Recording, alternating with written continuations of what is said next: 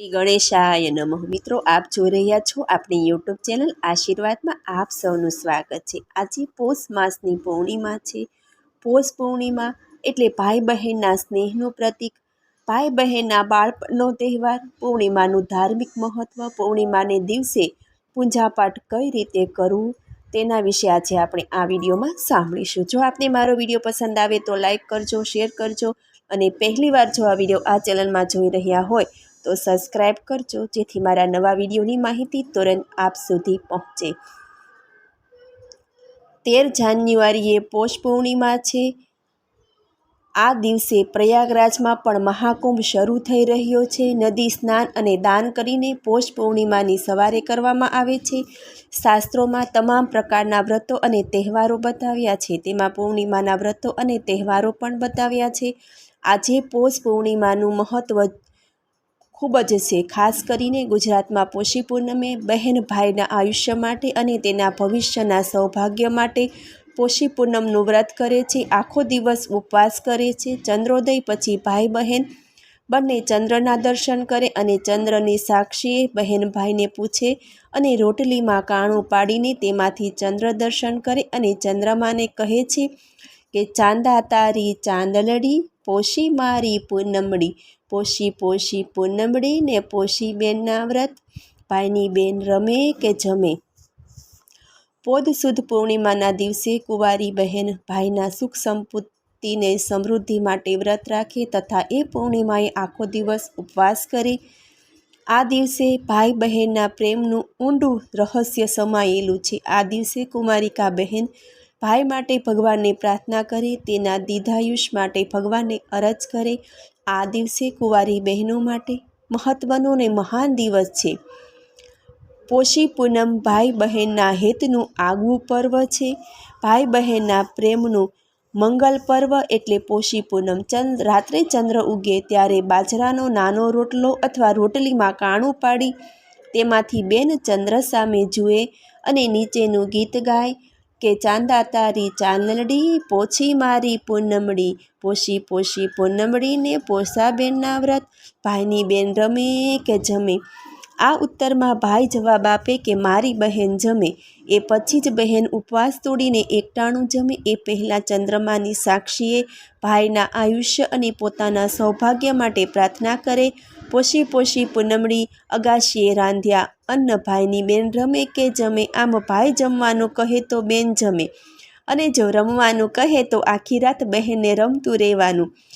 બહેન બપોરે ફરાળ કરે. જો ભાઈને બહેન પ્રત્યે ઈર્ષા કે અદેખાઈ હોય તો ભાઈ બહેનને રમવાનું કહે. આ રીતે પોષી પૂનમનું મહત્ત્વ છે.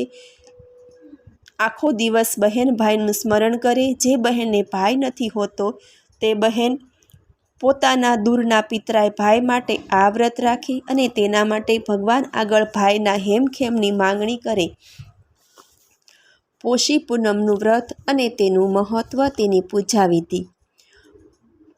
પોષ પૂર્ણિમા અને મકર સંક્રાંતિ પર ભક્તો ગંગા, યમુના, નર્મદા, શિપ્રા જેવી પવિત્ર નદીઓમાં સ્નાન કરે.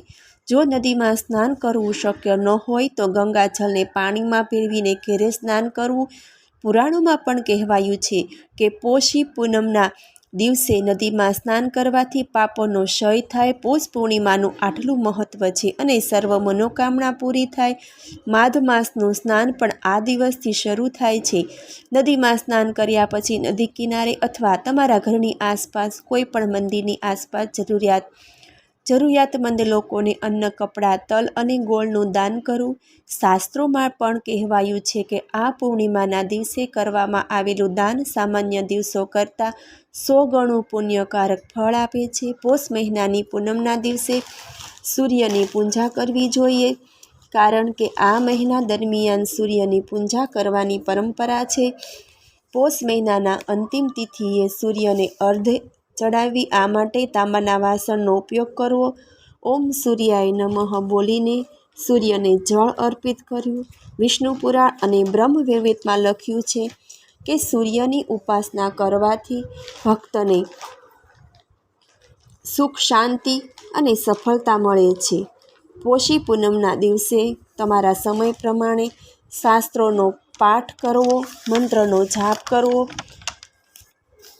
અથવા કોઈ પણ સંતની તમે કથા વાંચી શકો અને સત્યનારાયણ ભગવાનની કથા પણ વાંચવી જરૂરી છે. પૂર્ણિમાના દિવસે ભગવાન શિવનો વિશેષ અભિષેક કરવો, શિવલિંગ પર જળ, દૂધ, પંચામૃત અર્પણ કરવું.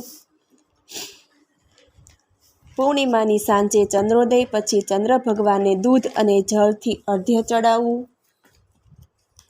આ માટે ચાંદી અથવા માટીના કળશનો ઉપયોગ કરવો. સોમપુત્ર સોમાય